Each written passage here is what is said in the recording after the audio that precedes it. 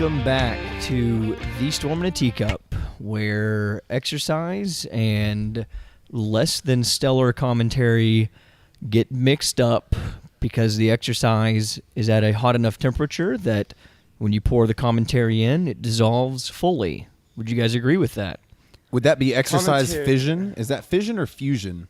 That's fusion. Fission, you'd be splitting up the exercise and the commentary, I think. God dang it, Caleb. Fusion. Maybe we should create commentary fission one week and just have a couple of dyads. Whoa. What? Some dyad commentary, some duo. So here's what I wanted to bring us right in on was a quote that Mark Rippetoe put out today.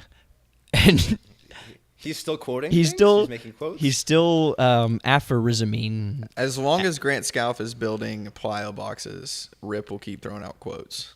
I bet it's going to be sassy. Okay, actually, I don't even know what it is. I'm hoping that you guys can decipher it for me. Here we go. And I quote, "History tells us what works in the gym.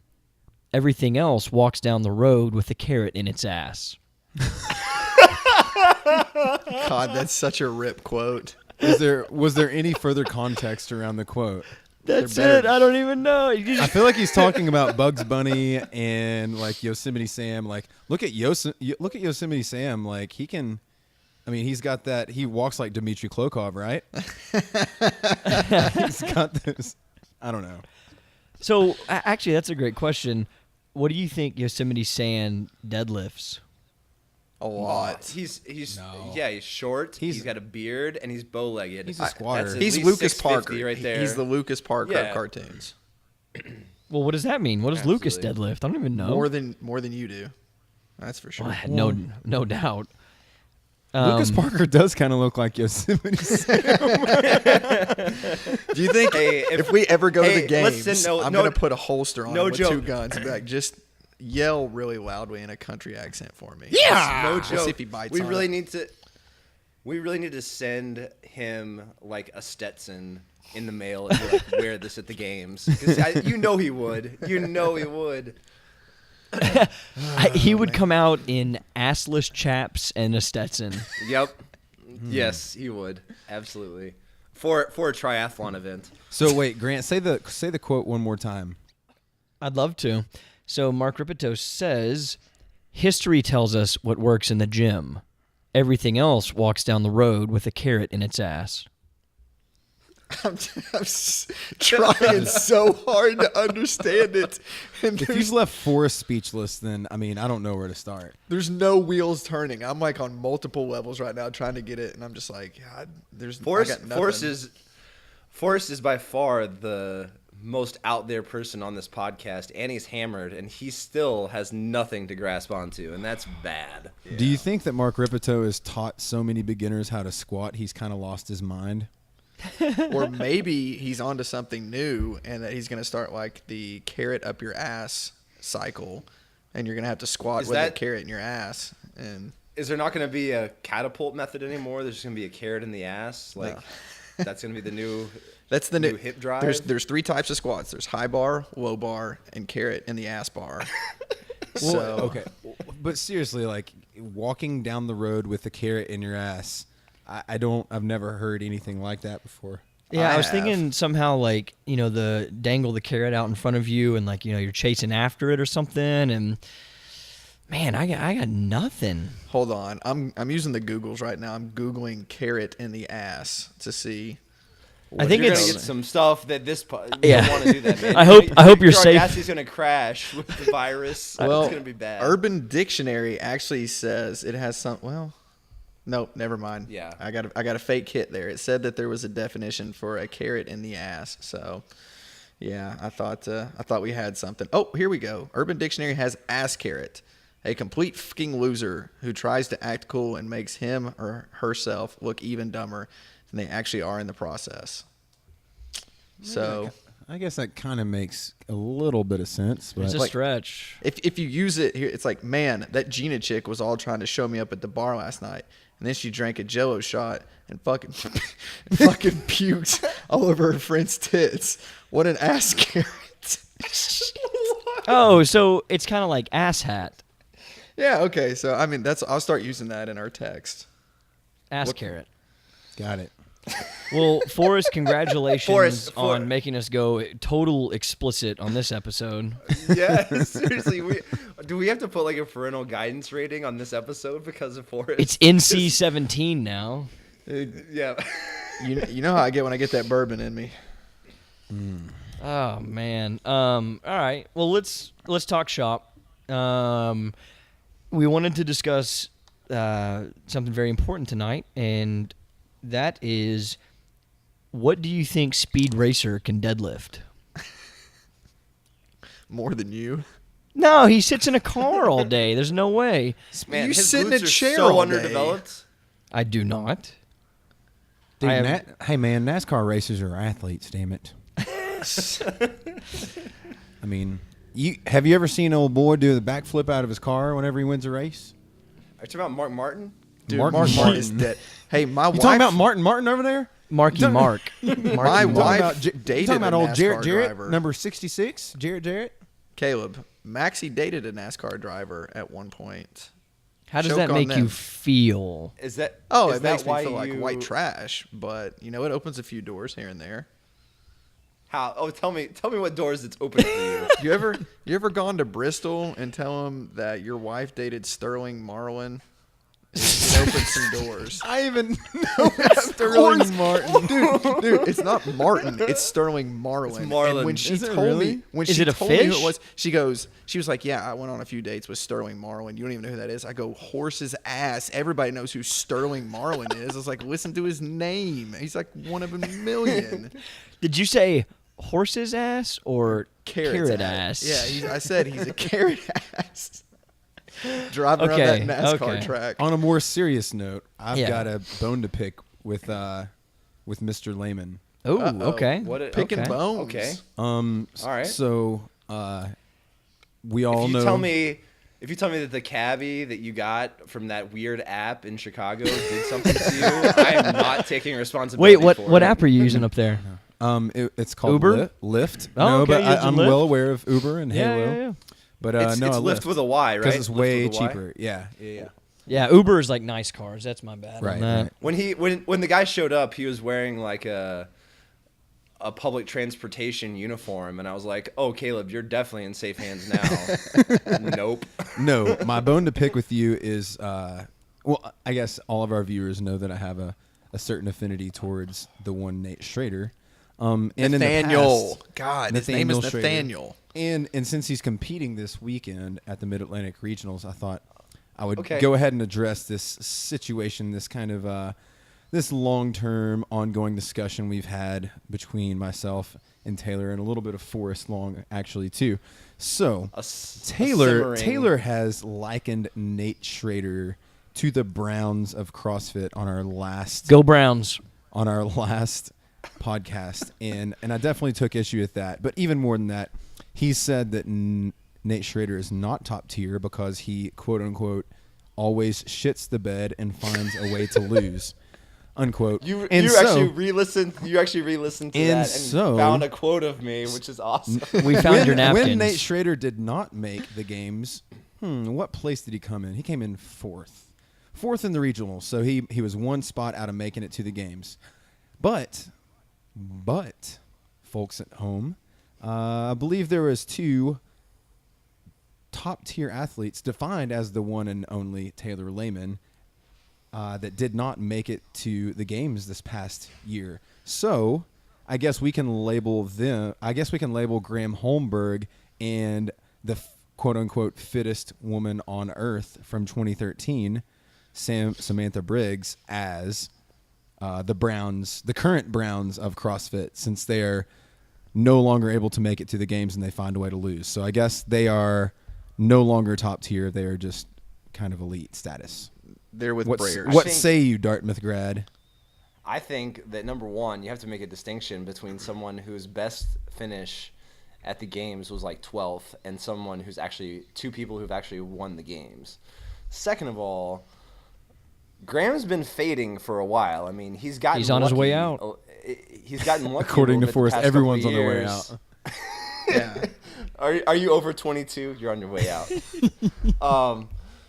But Graham, I mean, you guys know. I mean, you guys probably know better than I do. I mean, Graham's been having to fight really, really, really hard to get back to the games. Not just I think the past couple of years, not just this year him missing. Honestly, I can't say I was super shocked by it. Were you guys super shocked by it? No. I was. I think Graham gets better every year. Hey, I mean, he's a phenomenal athlete. Like, Right. Can we No, all absolutely. agree on that? They're competing for one spot. Probably the two best CrossFitters in the world. I'm going to say that Scott Panchik's probably number 2 right now. So you can disagree with that if you want, but you're stupid if you do. They're competing for one spot. Rich and Scott are phenomenal. So, I mean, good luck with that, because that's a crap show. And with both of those athletes that you mentioned, Sam Briggs and Graham, I mean, Central East, the men, far and away the toughest region to qualify for as a male individual athlete. I don't think there's any argument in the world that you could make that another region is harder. Dan Bailey left, and if anyone thinks that he didn't leave because it's so hard to qualify in that region and the margin of error is getting so minuscule, then you're just completely ignorant that I just happened to take a job on the other side of the country. You're just an idiot, because that's why he left. I mean, there's how many athletes? Well, I think his lease at the Fruning household. I knew you were going to say that. And they wouldn't renew it. He couldn't, or was it they finally found him squatting in the basement? We'll never know. But I mean, you guys were there. You guys were just there in the Central East Regionals. How many men in the Central East region are legitimately good enough to do very, very well at the CrossFit Games? At least 10. Yeah, I was going to say 7 to 10. And that's insane. Like, it's an insanely deep, just high-level region. Like, think about this. Like, Alex Anderson, who goes to CrossFit K-Town, placed 5th on the legless. And, man, he put up one of the fastest times in the world. I think it was the 3rd fastest time in the world leading up to that regional. Outside of the Central East. Right. And his result was 5th. 5th. Like, not 2nd, not 3rd, 5th. Like, yeah, he hang snatched 260 and he tied for 9th. Yeah. That's crazy. That's insane. And that's the second week of competition too. So these guys didn't have a tremendous amount of time to prepare for it. Like, you're going to see SoCal and NorCal and some of these other regions, like, they're going to put up crazy numbers. But, yeah, they've been practicing for over a month to get ready for it. Well, hey, I see what you're doing here. You're dancing around the answer. I want a direct answer to my question. Hey, I will have to say that I like Taylor's response of the fact that Sam Briggs has 1 and Nate Schrader's best finishes, 10th, 11th, 12th, somewhere in there. I can understand that. I can get down with that. So did they shit the bed this year? Can you say that? Yeah, you can say Samantha did. You can say Briggs did. Shit the bed? No. I think that Graham did not shit the bed. I think that is a symptom of a region that is super deep. And that was just kind of inevitable. I mean, there's the guys that beat him are younger and more athletically gifted, but that's not a knock against him. I mean, he was right there at the end, and 1 point he's away. Still I believe. A phenomenal top. I think he's still a phenomenal top tier athlete, and I think Sam Briggs is too. The only problem is I think Sam Briggs did shit the bed. I mean, so can you be top tier and not go to the games? Yes, I think so. At this point, yes. 2 years ago, I would say no, but I think now, at this point, with the level that the level of competitiveness of some of the regions, I mean, to Sam Briggs' credit, she got 4th, and like, this is a super gymnastics oriented regionals year, and there's so many former gymnasts in her region, just so many, and so many really good female athletes. Like, that alone, I mean, yeah, she shit the bed, absolutely. Like, you're the games champion. You should be able to do a handstand walk more than 60 feet. How can top tier games shit the bed though? I thought they had to be consistent. Well, no, she's got a weakness. Obviously, people are allowed to have a weakness. Like, if you look at Graham, what was Graham's worst finish? I think he took like top 10 in everything, or he was very close. He may have taken No, like no a 10th or way. 11th. I mean, we can go look at that here in a second, but He wasn't top 10 in everything. Samantha Briggs took a He 20. took like a 15th or something. Samantha Yeah. Briggs took a 26 for crying out loud. That's bad. No, look, Graham finished 11th, 6th, Yeah. 6th, 9th, 1st, 5th, 1. That's not bad. I mean, he hang snatched 255, so he tied for 11th. I mean, That's like what you deadlift. yeah, seriously. So, I mean, no, like Taylor said, he missed it by 1 point. It's a result of just being in a hard region. Samantha Briggs, sorry, work on your gymnastics. By the way, I worked out next to Alex Anderson today, and I watched him hang hip snatch 270. No problem. In nanos. Why didn't he do it last In, weekend? in nanos. Why didn't he do it last weekend, bro? Cause, man, nerves. Who peaked? Changed- Who changed his peaks for technique up. regionals, Taylor? He went 2 for 3, man. He went 2 for 3. You can't- Why the hell would you I- ever I- want to peak for regionals? I always peak at regionals, bro. Well, hey, Even when I'm not there. let me throw this out you real quick. No, I tell you you're what. jumping in now? I am going to jump in. Just because you were talking for too long again, Taylor. Jesus Christ. So, I guess actually I'm going to stay in the same vein. Taylor and I Super veiny. Taylor and I had this conversation late night in the group text. I think Caleb and Forrest were asleep, and it was just Taylor and I. Just like your dreams. Real intimate texting is what happened. very, Real very intimate. So when someone, let me just put this out there for everyone, and then we can all comment on it. When someone is not strong enough or does not have enough technique to, let's say, hit a big number in the clean and jerk ladder last year at the games, or let's use the snatch event this year. Someone really screws up on the snatches because they're just not technically gifted, or they haven't worked at it hard enough, and they end up hitting a low number, or they scratch. We haven't seen that yet, but at least from the top Yeah, competitors. I think someone scratched. Yeah, there I have saw been someone scratch. scratches, but when someone does that, I think people are a lot quicker to defend the programming and say, well, they should have been practicing their snatch, their hang snatch. They should have gotten stronger in the off season. When someone scratches, we won't say scratch. If someone does very poorly on their handstand walks, vis-a-vis Samantha Briggs, I feel like people are a lot quicker to attack the programming, the regionals programming. Instead of attacking Samantha Briggs and saying, hey, she should have been handstand walking a lot more, she should have been practicing that. Who's right? Who's wrong there? Like, should we be attacking the programming, the regionals programming, or is the onus on the athlete and they should be ready for either of those events? Discuss. I'll say what I told you the other night, which is I agree completely that is definitely the case. Like, I mean, when people don't lift, people say, oh man, you should have been lifting more. When people don't do a gymnastics movement well, they say, oh, the programming was effed up. And definitely people need to do gymnastics more. And my problem with this region, the way they had it set up for this regionals, is the fact that the snatch, and I think it's the weightlifting and the handstand walk, the snatch and the handstand walk both, is the manner in which it has to be completed, meaning you only get 3 snatch attempts. You only get, and especially on the handstand walk, you only get 1 handstand walk attempt. Like, one and done, a whole year of training on one and done. And if we're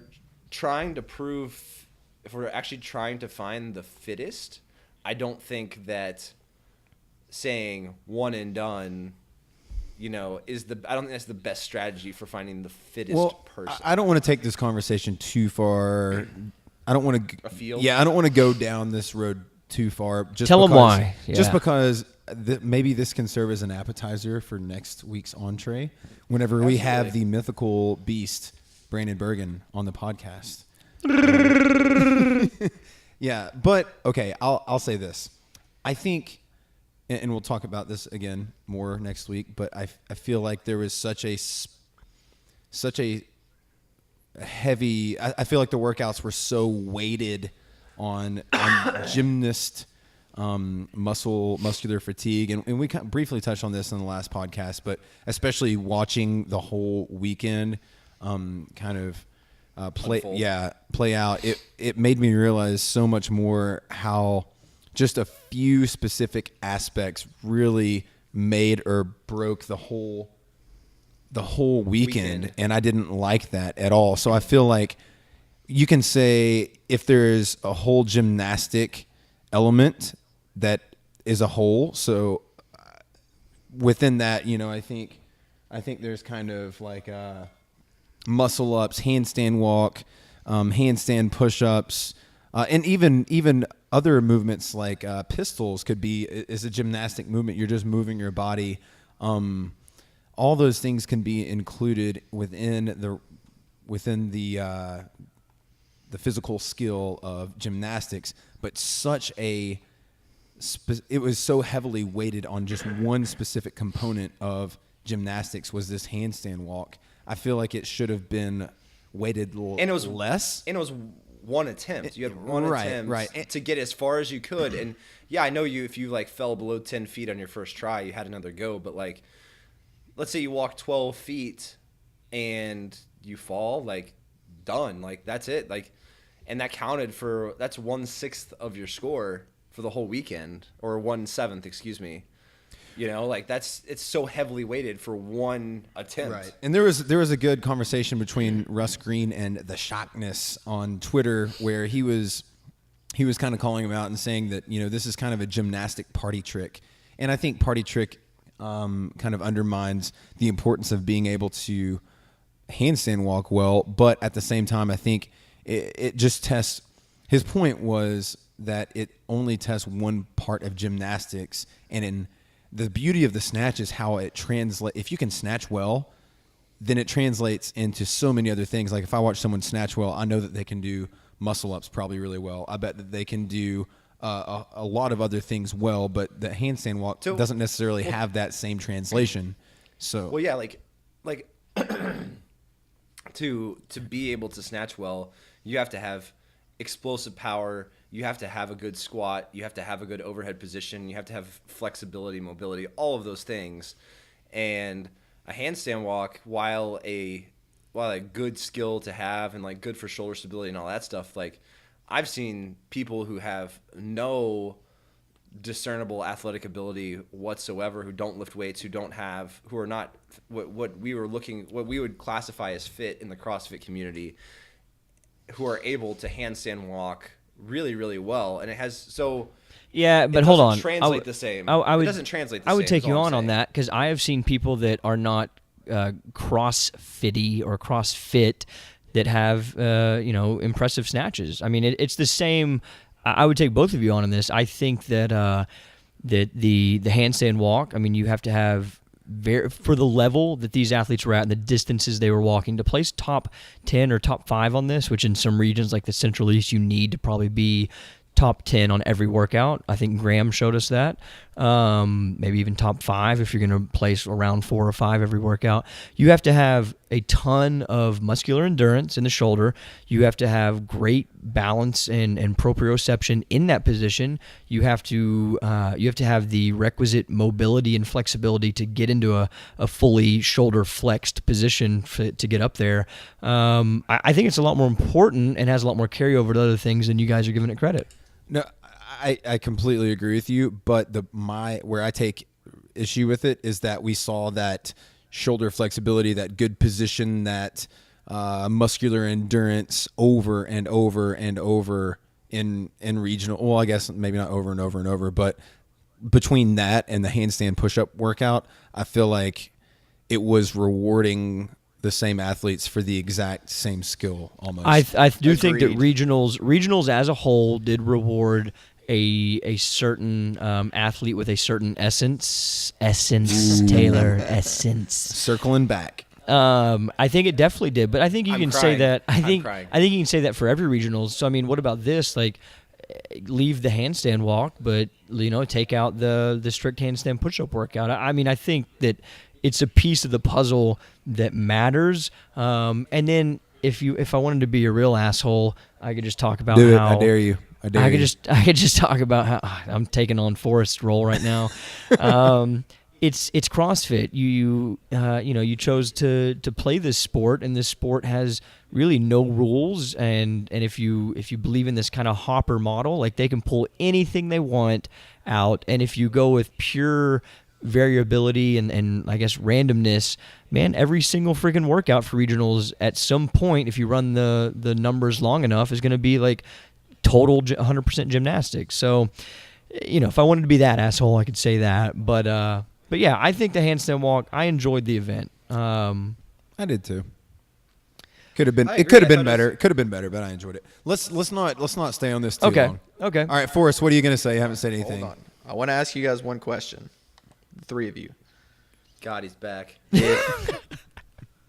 If you were programming for something, for a competition, could you program a certain athlete out and not give it away to the one of the viewers? It depends on the athlete.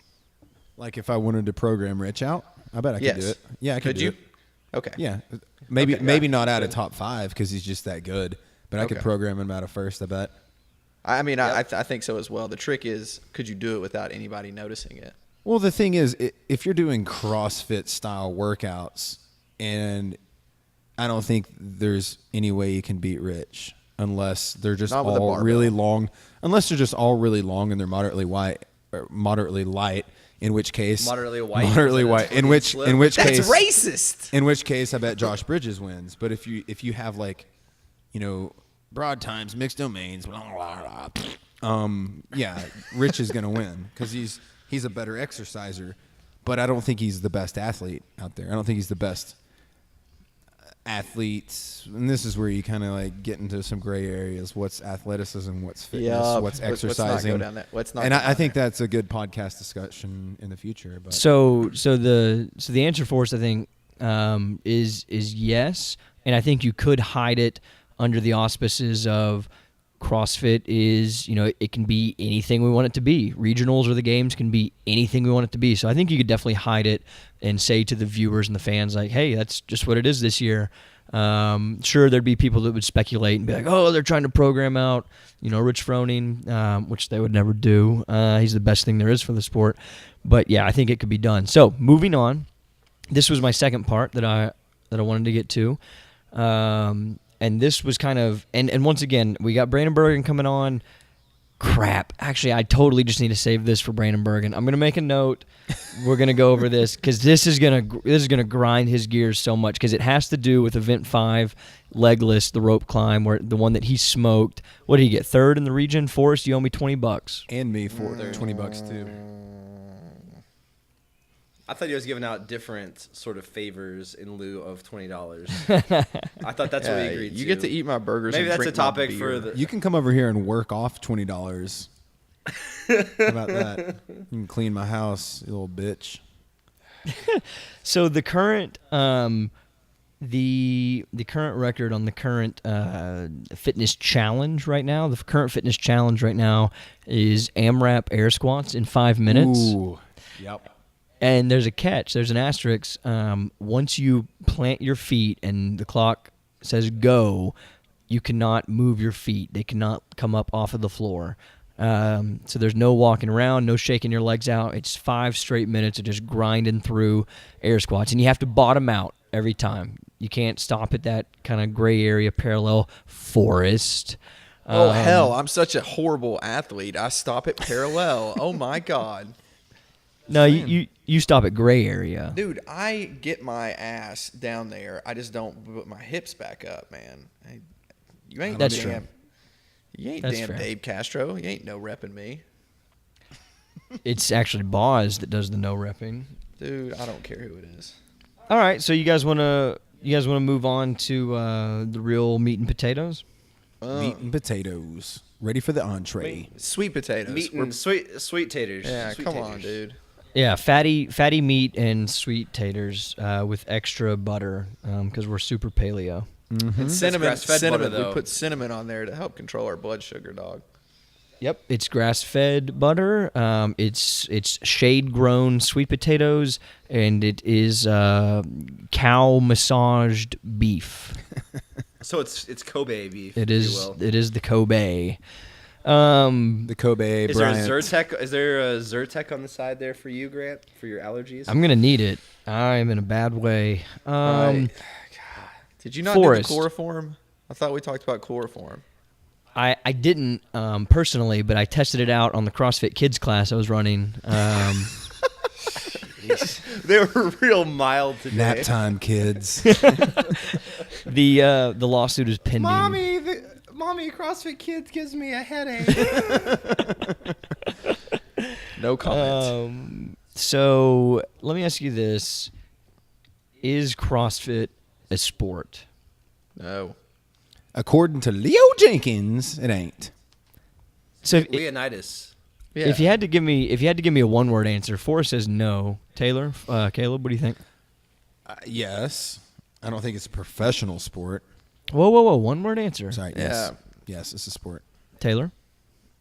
If cheerleading's a sport, so is CrossFit. God, you Yes, guys. I'll say yes. I'll say dang yes. it. So difficult. I'll say yes. I'll say yes. Okay. Well, let's move on then. All right. And we're No, out here. no. Let's Take that, Leonidas Jenkins. 2-1. Latin America sucks. This just in 2-1. CrossFit is a sport. Beep, beep, beep, beep, beep, beep, beep, beep, beep, beep, beep. Send it out over the wire. So this week, May 16th, which is like 4 days ago, something like that. Maybe I guess it came out over the weekend. Leo, aka Leonidas Jenkins. Jenkins. It's Jenkins. Hi, Jenkins. a competitor from the Latin American region, came out with an article that was titled, quote, "CrossFit is not a sport." And it's part one in a two-part series on his ideas to, I guess, improve CrossFit as a sport and to improve the overall CrossFit community. And we're going to post this on the Storm to Teacup Facebook page. Like our Facebook page, follow us on Twitter, check out the Instagram that we're about to start, blah, blah, blah, blah, blah, blah. Anything else on that I missed? Social media? Oh, that's great. Good plug. So we're going to kind of just pull this apart a little bit and I guess go through it. I should probably pull this up, right? No. Just look at your napkin. Yeah, grab your third napkin. I think you said it was your third, and turn to page 3 on your napkin. So his Oh, man, I got so many. don't use those napkins. You want to use the napkin with the not the happy napkins, the sad napkins. So his first point that he took on a little bit with CrossFit was he said that you can't have a sport where the arbiters of the sport, in this case the judges, are volunteers, and he called them random. That was his word, random, and they're not random. So I mean, he was a little overboard That's a little there. hyperbole. He's It butthurt. He was hyperbolic. But they still are. They're volunteers. Their form of payment is, hey, you get to come to regionals for free that weekend. We're gonna feed you, which is nice. I mean, that's really nice if you live below the poverty line and maybe don't have a roof over your head. Like most serious CrossFitters do. And so, Forrest, what do you think about that? How much longer, or have they even been getting away with it, but how much longer can CrossFit HQ get away with having the judges at the regional level be these volunteers that they choose, not at random, but they choose? The selection process kind of has to do with the number of open workouts that you judge, the video submissions. That's a big part of their selection process. How much longer can CrossFit get away with that, Forrest? As long as they want. I mean, it's HQ doing their thing. I don't really have too much of a problem with it. I think that if the NFL, NBA, Major League Baseball, if people would say, yeah, we'll come out there and do it for free, hell, they'd be okay with it as well. They're just saving money. Oh my gosh! I want Forrest out there like judging like the first base ref. Yeah, He's sitting the there like first checking base his text. He's looking at his text like while someone's like running through like the line. He's like, I didn't get that one. I don't know. Safe, whatever. Dude, I honestly think that most professional sports referees do not do a very good job. I mean, there's so many, and it's not necessarily their fault. There's just so many rules for them that they just can't know everything. I mean, you see it in football. But it's their profession. Baseball. Yeah, dude, baseball. Listen, they all have the benefit of instant replay now, and they still muff it up. Like every time that I listen to sports radio, there's at least once a week, twice a week, there's some call about a ref just they got it totally wrong, and a lot of times it's costing teams the game. So I mean, like, how long can CrossFit get away with it? As long as they want. I mean, they survived. They survived my boy getting robbed for horrible reps. Dun dun dun. AJ Moore, come on. Yeah, Jeez. but no, I mean, if they can survive, let that, it go. That was like 2010. Yeah, Forrest, but what I'm gonna say is, let me stop if they you can, right if they there. can survive, if they can survive that, why can they not survive whatever? Forrest, because it wasn't on ESPN back then. It wasn't live streamed. So let me stop you there before you bring up the 49ers and how it was a sham that you didn't win the Super Bowl this year and all that. My quarterback cost me the game, not the refs. So here, that was your perspective, and I want the listeners at home to know that Forrest has never competed in a regionals before, while the three of us have. We're all elite athletes, top tier regional competitors. So I'd be interested. Right there with Graham Holmberg, all of us. I'd be interested to hear, your take, Taylor. You've competed at regionals as both an individual and as a team competitor. Would you do team twice, Taylor? I did do team twice. Yeah. Grant. So individually once, team twice. What do you think? Do you think CrossFit can continue to get away with unpaid judges, volunteers, basically? No, I don't think so. I think that, honestly, you make the Forrest here wants to make you think that NFL refs and baseball umpires are making MLB baseball umpires are making the same mistakes as CrossFit referees, and that's just not the case. I mean, if you look at the number of calls that NFL refs and all these other referees and whatnot in professional sports they get paid, the number of calls they get right from a statistical perspective is just unbelievable. I mean, they do an unbelievably good job. Yeah, every now and then you hear about one missed bad call, but for every missed bad call, there's hundreds of thousands of right calls, and a lot of times they do instant replay, and the guy got the call right, and you're going, how on earth did he see that? But with CrossFit, I mean, there's stuff that's just, you're doing a rep, you get no rep, you look over at the guy next to you, he's doing something that's worse than what you're doing, and he's getting just counted rep after rep after rep, and there's no consistency, and there's no consistency in the training that the refs for CrossFit regionals specifically, I'll go with that, receive. And it's just, I mean, it's a sham. And until you get professionals in there to do the job, you're going to continue to have these problems with, just like Leonidas Jenkins said, he said with, he was getting all this stuff, and it's racism and hate and all sorts of stuff. And that, by the way, that's not present. That I've never seen that in any of the regionals I've been involved in. But yeah, I mean, you're going to still have these as long as you have volunteers, you're going to have these sorts of problems, just like you have at local competitions. I was at a local competition the other week, and here we go. Sort of stuff. Here we go. No, it's the same sort of stuff, and I've seen it. But I mean, I've seen it at regionals, I've seen it at local competitions, I've seen it in the open, I've seen it everywhere. There's just inconsistencies that are tremendous. And I think that's where the NPFL saw this. Like, this is one of the major differentiators between the CrossFit Games and the NPFL is that they have paid professional judges, and they're kind of revolutionizing, what are the standards for judging in professional exercising for time, or whatever you want to call it. Let me ask you this real quick, Taylor. As a football player, you played at the highest level of any of us in football. Could you not call holding on every play? Can you not call pass interference on almost every play? But yet some refs let that go. Is that not looked at as an inconsistency amongst crews or certain officials?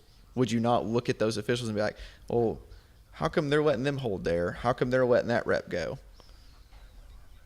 You're making a distinction between, well, first of all, I think you're making a distinction between like a Division I AA college game and an NFL game. And yes, there's stuff I got away with in a Division I AA game for refs who do it part-time for not a lot of money on the weekends versus an NFL ref who's getting paid, who has a union and gets paid pretty well. So And also, I think that's an important distinction. And in addition to that, you're talking about rules that are by their nature very with football, for example, that are very subjective. There's not like it's not like in CrossFit where there's one ref per person at least.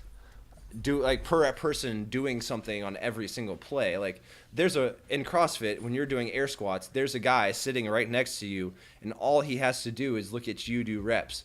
When I was playing football, there was a line judge or whatever who was standing out there, and he had to watch tackle to tackle. So he had about 12 people that he was trying to watch for holding. So yeah, did I get away with some holding? Sure. But also what I consider holding and what you consider holding are probably two different things. Like if it's within the cylinder, if it's inside his shoulders, it's legal to hold in there pretty much. If you get outside of that, that's when it becomes an issue. So, I mean, it's a different what you're talking about and what the CrossFit Games is two completely different things. And one of my experiences really, I think, paints a good picture. 2 years ago at regionals, we had a judge that we had problems with in the past, and we asked for a different judge, and the head judge said no, he's going to be your judge, and we were like, okay, I guess there's nothing we can do. And he screwed us on a workout. He lost the rep count like 3 different times, gave us 10 less reps than we had to do. It was like one of those long 100 rep workouts that we were doing, and so we ultimately had to do 30 more reps than we wanted, and we placed kind of middle of the pack where we expected to do really well, and it was really, really frustrating. And this was the same rep that judged Dan Bailey on his world record Diane, where he was doing and high-fived him and gave him a hug because they were best friends. He was like dry humping Dan Bailey after he set the world record, and there's that affinity towards these athletes that doesn't exist. Yeah, it shouldn't exist in a professionally rooted environment. So a lot of these. By the way, if anyone's listening, go to YouTube, look up Dan Bailey's 2012 Diane at regionals, and it's shite. Look at all the doo-doo reps. And second of all, I want you to know that you couldn't tell by the angles that they showed you, but at regionals, there was almost complete silence when he finished, because everybody in the audience standing there watching knew that it was crap. Exactly. Just knew that it was total crap. So two things, and we'll wrap up the judging thing. There's obviously a lot more subjectivity in team sports where there's a gray area, like Taylor kind of told us about the holding issues. Go Browns. And so in CrossFit, it's Grant Johnny Manziel scalp. Browns are my team. We should buy him a jersey. Johnny, We will. My blood runs brown. You're gonna have to wear it when you do the Nasty Girls V2 against Forest. You have to wear your Manziel jersey. Or whenever you do the 5-minute air squat challenge. I was doing some research, Caleb, and it looks like the Steelers are a big rival of mine now. They are. Yeah, we were whenever the Browns were relevant. Just because we haven't been in the playoffs since 2002, which it does smell like 2002 now that we picked up Johnny Manziel. We'll be back. Okay, so there's a lot more subjectivity in these sports like football, soccer, baseball, whereas CrossFit's a lot more binary. I mean, did he reach depth? Yes or no. Did he lock out? Yes or no. Did she reach depth or lock out? Yes or no. Solid. Yeah. Take that, ladies. Ladies. No longer sexist on the Storm and Teacup. What's up, Whitney Simpson? No names. I said no names. Okay, next piece on this. Second, he says, and I'm going to quote him on this one, elite athletes don't pay to participate in events when the spectators also pay. I threw the last one out to Forrest. I'm going to throw this one out to you, Sibo. What do you think about that? To give the listeners at home an idea of what it costs to go to regionals as an individual or a team. Individually, it costs you $250 just to go and compete that weekend. for a chance to go to the CrossFit Games. A team For the honor of something, for the honor of competing in something that you already had to qualify for and pay for. Correct. And teams had to pay $400 per team to go there. And I ran the math on this the other day. I think actually, Caleb, I'll let you tackle the question, and I'll make sure my math is correct on this. But go ahead. I think it's absolutely absurd. What other sport can you think of where the elite athletes have to pay to compete? I can understand some kind of like low level entry fee so they can maybe prepare logistically for a few things, or to, all right, say I want to compete this next year in the CrossFit Games. I'm going to pay $50 for registration to be eligible to compete. I can understand that. But to pay to while you're trying to climb the ladder of making it to the games it's so frustrating. Well, but I think it's so representative of how inwardly focused the CrossFit Games are, and CrossFit has kind of structured these competitions. Question: do you have to pay to go if you qualify for the games from regionals? Do you have to pay again? I know you have to pay your airfare and all of that stuff, but do you have to pay to compete in the games? 2 years ago, I know you had to pay. I don't recall last year. We could ask McGoldrick or maybe Z.A. Anderson on that and get an answer. Or Forrest could call up Rich. Actually, Jr. we could ask Telena Fortunato when she comes to K-Town tomorrow. Oh, there we go. Telena's snaps. dropping into the gym tomorrow. Going to work with me on my pistols, hang power cleans, and muscle ups. What's up, Forrest? You ready to do nasty You need her girls? help. Forrest. You got no shot, baby. No shot. Okay, so with 48 male, 48 female, 30 teams, CrossFit Central East brought in $36,000. Rogue sponsors all of the equipment. Is my guess, and maybe that's not totally true, because that would be a huge outlay for Rogue to bring equipment into all those venues. But once again, I would think that CrossFit would be pretty savvy and structure a deal like, hey, you can set your tent up for free outside and you can hawk your wares, and we're going to put your banner everywhere. I wouldn't be surprised. Dude, Rogue is who invites CrossFit to Cincinnati. As we said last week, Rogue owns half of Cincinnati. So, you got to show your Rogue barbell on your way into Cincinnati. There's checkpoints. So That's fair. So they're bringing in $36,000 just from the athletes that weekend. The athlete And spectators on top of that. The athlete village is shite. So the people that are paying, the athletes that are paying, what are they getting out of it? They got free bottles of water. They did have physical therapists there, massage therapists and all that there. But once again, I feel like that is more of a venue for Aerosoft, or however you say their name, Aerosofty. That's a venue for them to say, it's almost like it's like a sponsorship deal. Like they're like, hey, we'll come do this work for free so we can get our name out there. And once again, that might not be the case, but I'm just saying the revenue stream for a regionals event is massive compared to what the outlay is for what the HQ actually has to put on. So I think that, I think the times have to be over where you're paying these exorbitant fees to go and compete and really not get a whole lot from it. I think the athletes did get a free T-shirt and a free pair of shorts this year. Oh, Lord mercy. the hookup. Are you sure when you say free, you mean they paid for it? Precisely. Their entry fee. Precisely. It's a really nice pair of shorts, Taylor. How nice. It's made of mesh. It's actually mithril. The elves made it. It will stop an orc's Woven by an orc's Gimli, stab. son of Gloin. from under the mountain. All right, let's talk. Smaug. Let's talk about the next part here, and that is I gotta turn the brightness up on the computer. Is your battery getting low, dog? I had to do that last week. It's not. Which, by the way, Forrest, last week the Are you at the birds, senior center again? the Grant? the birds chirping in the background really just highlighted that podcast for me. That was great. Do what I can. Man. Just doing what I can.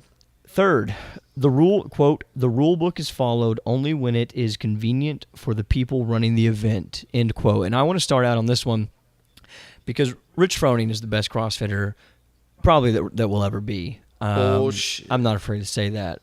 I'm not afraid. I think George Long has a hell of a chance when he gets a little bit older. But Rich Froning, Well, For you. that's assuming we move forward with our plans to take George away from Forrest as soon as he reaches training Before age, he can and be raise harvested. him on our own. Yeah, as soon as he comes to fruition, we can take him and train him. So, Rich Froning, arguably the greatest CrossFitter there will ever be.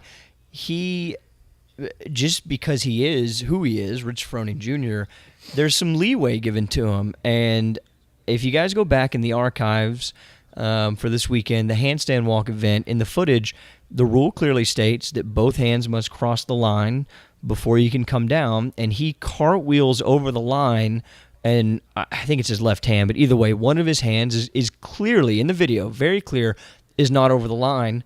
They give him that length of the walk, and he's able to rest a second and then head back. Does that change the weekend's or change the results of the weekend? Maybe. Sam Briggs, arguably the fittest woman in the world, she dropped the ball on the handstand walk, and she's not going to the games now. So there's that. Also, if you look back to the handstand push-up, front squat, burpee over the bar workout, Rich's last jump over the bar, he does not leave from 2 feet together, and that one came down to the wire with him and Panchek. It looked like, to me, watching it. Now, granted, I was watching on my phone in the middle of in the car in the middle of Indiana, but While you were driving? I'll neither confirm nor deny Wait, that. what did you just say? I will neither confirm nor deny that. Man, it's a long day, okay? Anyway, it looked like Alyssa Ritchie on that last workout, the pull-up overhead squat, it looked like she got a little screwed on her last overhead squat rep, and that resulted in her not going to the games, and Michelle Kinney, who's been to the games I don't know how many times, going to the games. And that was one of the biggest calls of regionals that got glossed over. The other one I saw was, and we commented on this on Twitter, and I don't think anyone responded, and even Bill Grundler noticed it and said something, which is Danny Seidel should have bombed out on her snatch because she didn't go below parallel in the very first event, and yet she got her 165 or whatever it was, which that was a 9th place finish, but she should have bombed out because it was clearly a power snatch. I mean, there was no doubt. Didn't the announcers even say she didn't get that one? Yep. Yeah. I mean, it's Both so of them obvious said- that both of them said they it. play favorites here, and it's so frustrating. So frustrating to see that play out, especially whenever you're invested in another athlete that's out there. Yeah, it's a huge deal. If anyone, the numbers don't lie. Briggs bombed the one workout, and if the rules were applied equally across the board, it changes the results. How much it changes it, I don't know. We can argue that, maybe very little, but rules is rules, as Forrest has said time and time again. Ruse is ruse. Listen, it's horseshit, but it's a mistake that any one of us can make. Like, if I'm not looking down, I'll let Alex Anderson cartwheel over the line. I'll let Rich Froning. I mean, hell, I'll let Taylor Wayman if I'm not paying attention and just being an idiot. It's just a mistake. And it comes back more just on the judging. I mean, But when you see year after year these little quote unquote mistakes, as you say, being called favorably for certain athletes and unfavorably for other athletes year after year after year, it becomes suspicious. but they've got is what it idle is. eyes. The judges When you have see- idle eye. It's Rich Froning. It's like you get within him. It's like Jesus. You can't even look at him in the face. Like, Whoa, did you really just No, do that? that's what they do. That's what Really? they do. I don't know. I'll look at Rich Froning all day. Where do Where do you look at him? I look at his. when you look at You Rich? never look above I the look at his waist. nipples. Never look I above the always waist. Look straight at his nipples.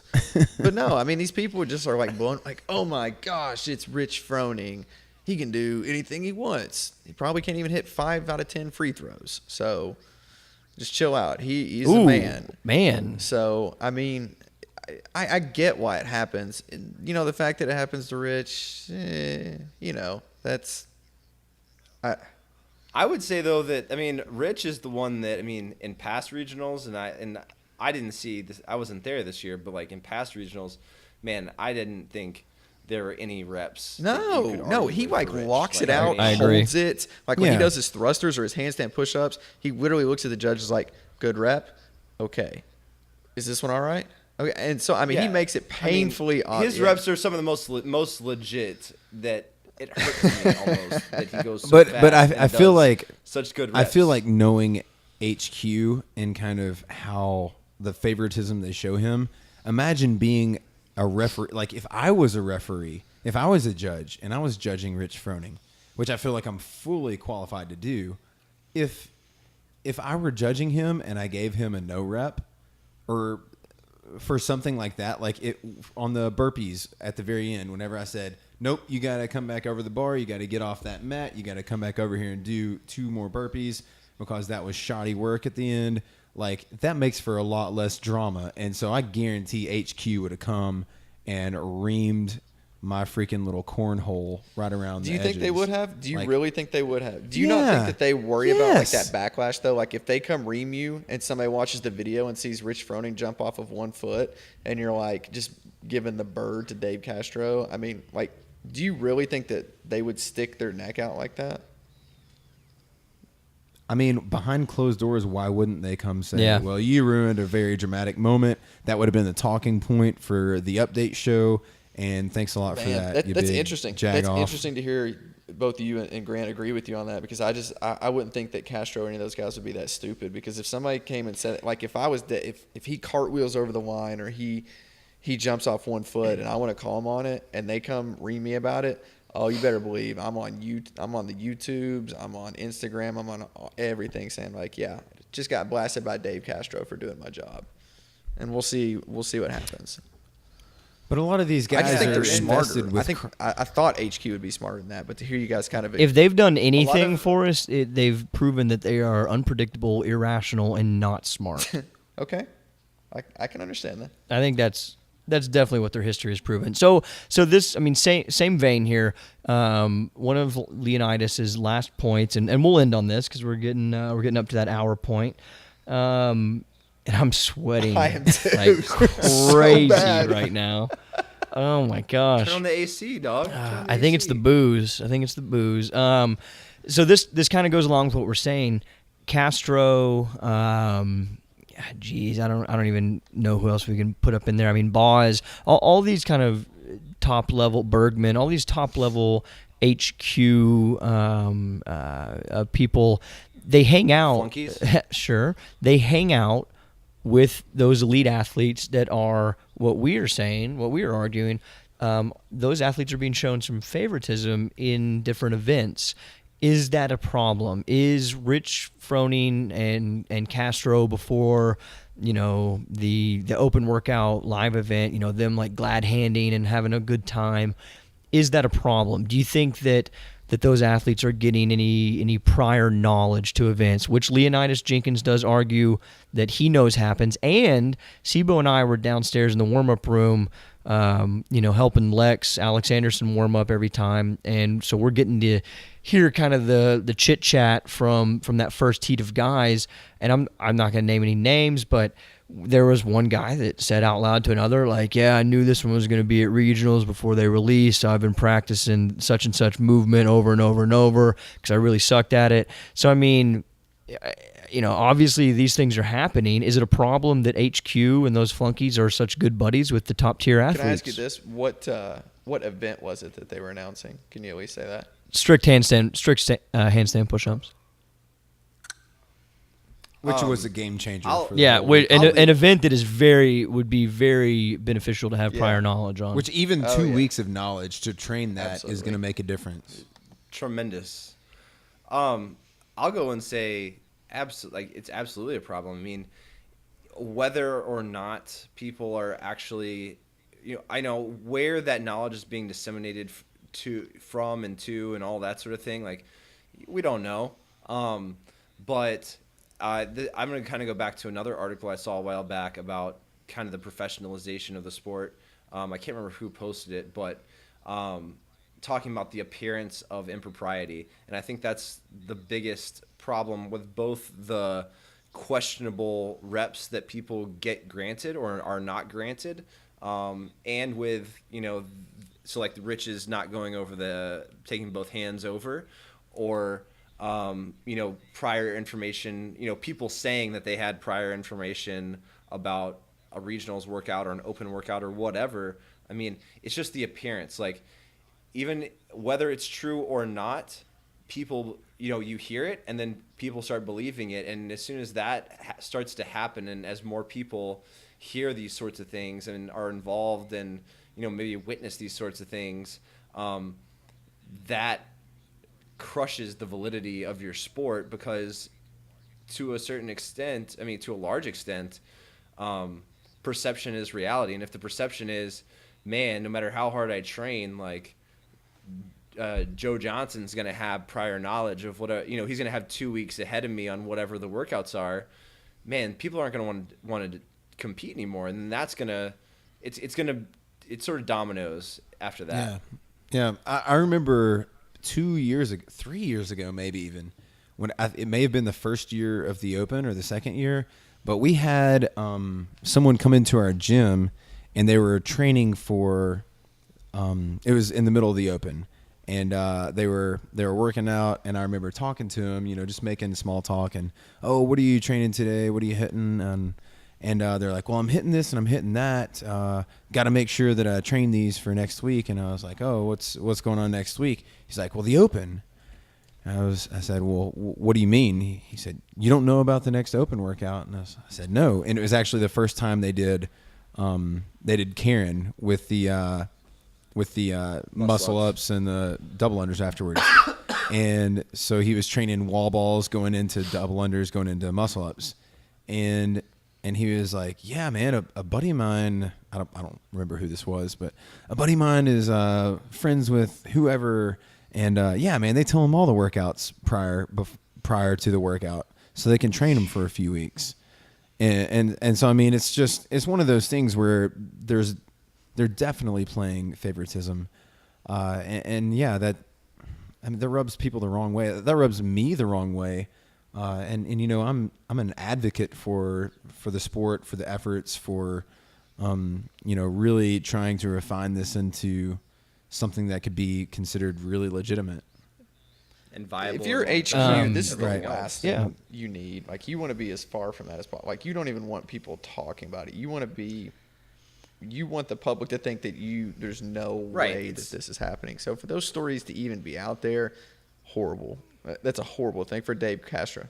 Those stories will always exist. Speculation will always exist. But yeah, I agree. They should probably do a better job of, whether it's a media thing and getting in front of those things, or addressing problems via the media instead of just attacking people all the time. Do you remember after the last Open workout, whenever Castro was sitting there with Rich and Graham and Jason, and I felt like Jason and Graham were like the middle child, like the redheaded stepchild, and Castro was just like stroking Rich's hair, and he was like, Rich, after this year you say you're gonna leave, and I know you gotta do what you gotta do, but aw shucks, man, if you aren't the best guy every time I see Dave Castro talk, that's the voice I'm gonna have for him now. But man, I was whenever you watch something and you're embarrassed for that person, and you just, it's hard to watch, it's hard to really just, I want to turn the channel, I want to turn this off. It's like, Dave, stop it, what are you doing? It was so obvious how important he placed Rich's, role within the CrossFit Games, which I don't think it really is. I think it would make for a more exciting viewership to have it mixed up a little bit more. It would definitely be interesting. It'd be a different aspect. So we crossed that hour mark. I'll say this to kind of backtrack. Did we a peak little or bit. did we crest? We Which one actually, I was think it? we're ending in a trough. Matter of factly, so charging $250 for an individual, $400 for a team. That's the price that the market will bear. So keep charging it, HQ. Am I right, Taylor? Market economics, Supply baby. and demand curves. Supply and demand, bro. They're never going to get Supply me and to reach demand. like that. I tell you that much. So Pretty soon Forrest we're is going to gonna supply $20 into the demanding hand that I place in front of him for losing Pretty that bet, pretty you s- son bitch. So listeners at Pretty home, soon we're gonna outsource Forrest to India. There's gonna be an Indian guy instead of Forrest. get a very angry Indian guy. Oh man. So listeners at home, vote with your dollar. If you qualify individually for regionals, don't go. Use that dollar and support your local NPFL team. Or support your Have local you- podcast. There we go. Hey. We're taking donations. Send it to my address in Chicago. Addressed to me. Taylor, are you saying that you're disgruntled with how quickly I get the paychecks out every week? There's paychecks? Because if there are, I have not been getting them. I might not have the right address for you. Let's talk after the show. Forrest? You suck. Always got to end on I that. feel like that's how it always ends. I think is Forrest just disgruntled and disappointed with how his Dude, I got podcast has gone. Hey, listeners want to see us do nasty girls against each other, and I want them to know that I am ready any day now, and you've said that Yeah, you need because 2 I don't want to weeks do to train it. 150 damn what, pistols on my left leg, you asshole. I can't even do one. Forrest, you can do all 150 on can't. your right leg if you want. I can do them on my left leg. Hey, you know what I would love for our listeners to do? I would love for them to send us videos of their 5-minute air squat challenge. Yep. So remember, you need to say your name, you need to say your region, and you are not You allowed. also gonna need to give Social- us your credit social card security number, numbers. with the CV thing on the back. You're not allowed to move your feet. 5-minute AMRAP, air squats. Make sure you hit depth. Can't move your feet. We'll Actually, see you if got to can bottom beat it. out. Remember, bottom out in the squat, Bottom out. and you can't move your feet. All right. Well, that's all I got for you guys. It was so much fun. We'll see you in a little while. so fun. Bye-bye.